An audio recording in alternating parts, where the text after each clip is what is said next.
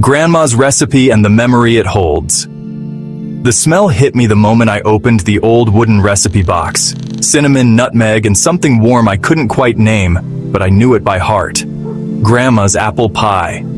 She had passed away 6 months ago, and I'd avoided coming back to her house. It felt too final, too quiet. The place where love had lived now just echoed with memories. But today, I came back to pack her things. Or at least, I told myself that.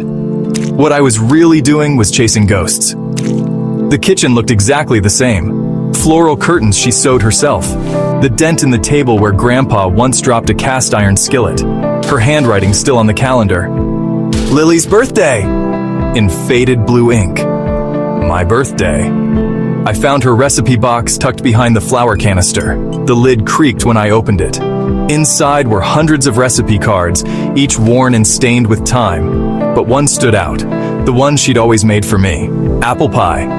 The corner of the card had a little heart she'd drawn beside my name. I held it to my chest and cried. I remembered being 6, standing on a stool while she peeled apples with expert hands. The spiral peel falling into the bowl in one perfect ribbon. She'd always let me stir the cinnamon sugar, even though I spilled half of it on the counter.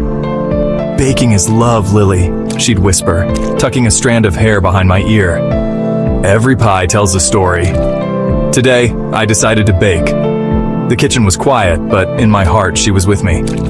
I found her apron, still smelling faintly of vanilla and lavender. I tied it around my waist and followed her recipe, step by step as if it were a prayer. Peel the apples, add the sugar, pinch of nutmeg.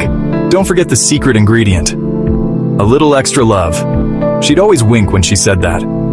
As the pie baked, the house began to smell like it used to. Like holidays and warm hugs. Like childhood and safety. Like her. When it was done, I sat at the table, took a bite, and closed my eyes. It wasn't just pie. It was her voice, her laughter, her hands holding mine when the world felt too big.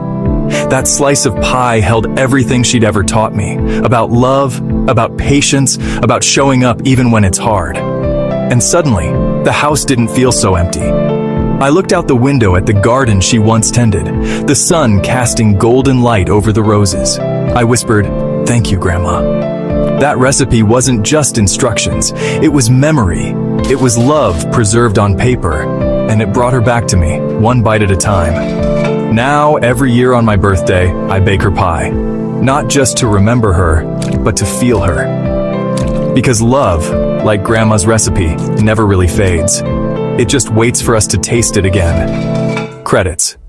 Ogre Last